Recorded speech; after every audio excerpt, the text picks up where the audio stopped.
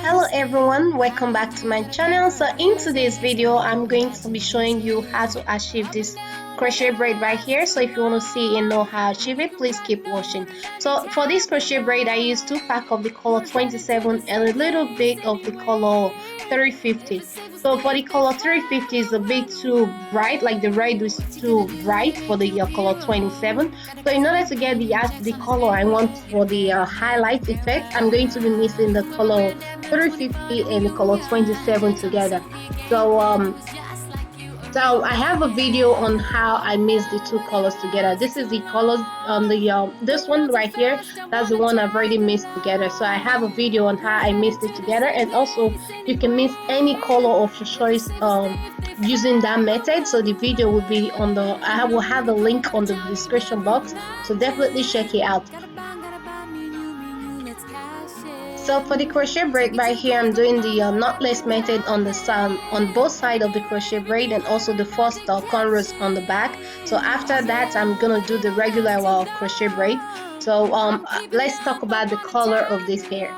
You don't have to use the same color I use in this video.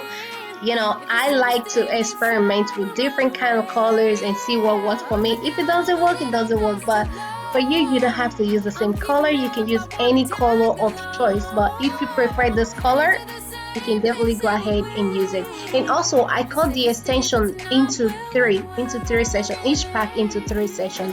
So then also it depends on the length you want. You can cut it into 4, into 2, into 5. It depend on the length you're going for. And right here, this is the side part. So I did 2 parts. I did a middle part and a side part. So on the middle part I use only the color 27. So on this side part I mix the colors together, the color 27 and the color I mix together at the beginning of the video. Like I said earlier in the beginning of the video, if you want to see how I mix the colors together, you can definitely go check the description box and click on the link below, and that will take you to the video on how I mix the colors together. So with that said, let's continue the video. So this is the finish. I've already finished doing the crochet, the last cornrows. So I'm just pushing it aside. So after that, I'm gonna go ahead and grab my comb and just brush it all together.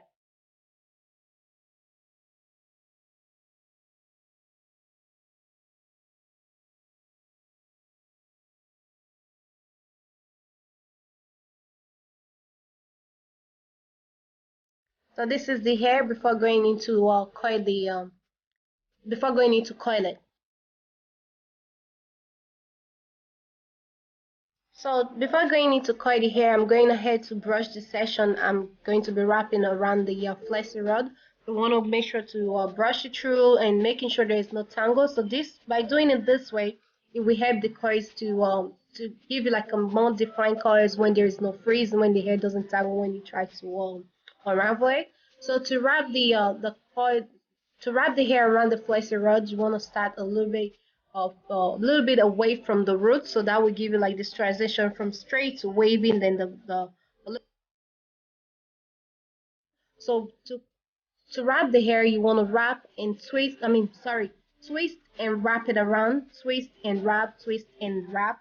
So once you're getting to the bottom of the tip of the hair, you want to give space like I did in this video. Hold on, let me bend that.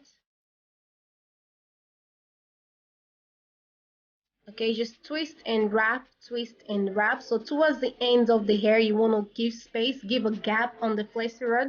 So by doing this, this we have to give you that soft and loose coil on the tip of the hair. So if you don't have the big flexi rod, you don't have to go out there and buy a big flexi rod unless you really need it. If you have the medium one, you can achieve the same coil texture by using the medium size flexi rod. So just that you want to make the section of the hair bigger than the section you usually do when you're going to be working with the big flexi rod. The bigger the section, the more loose your coil pattern, the coil texture is going to be. So after you wrap it around the flexi rod, you want to go ahead and dip it into hot water. So right here, I'm dipping my hair into hot water, and after that, I'm going to take my towel and dry the excess water using the towel. So after that, once I've dipped the whole hair into the hot water, I'm gonna go ahead and unravel the coil. So right here, I'm going ahead to unravel it. You want to be gentle, don't rush it. Just take your time if you're not in a rush. But definitely, even though you're in a rush, just take your time, and you don't want to mess up the coil texture. So after you unravel the coils, right here I've unraveled the coils. I'm gonna go ahead and take my scissors and just cut off the tip of the hair, just the tip. Right there, you just cut it off and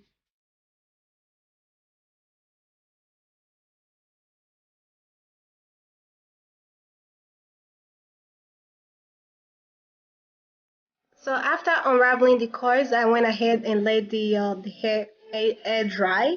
You can definitely, if you don't have the time if you don't have the time to let it air dry, you can go ahead and use a hand dryer. For me, I have other things to do around the house, so I just let it air dry, let the hair do its thing while I do my own thing. So this is the coil pattern before separating it. I mean, just I still have to let it dry. So back, the hair is fully dry. So before going in to separate the coils, I'm going ahead to apply some oils right here.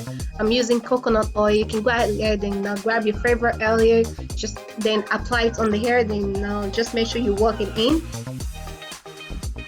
So after applying the oil right now, I'm going into separate the coils. So I'm just running my finger through it. The hair is so soft, like super soft. And because of the way I cut the hair, and I don't know, but this hair is so soft, man, like super soft.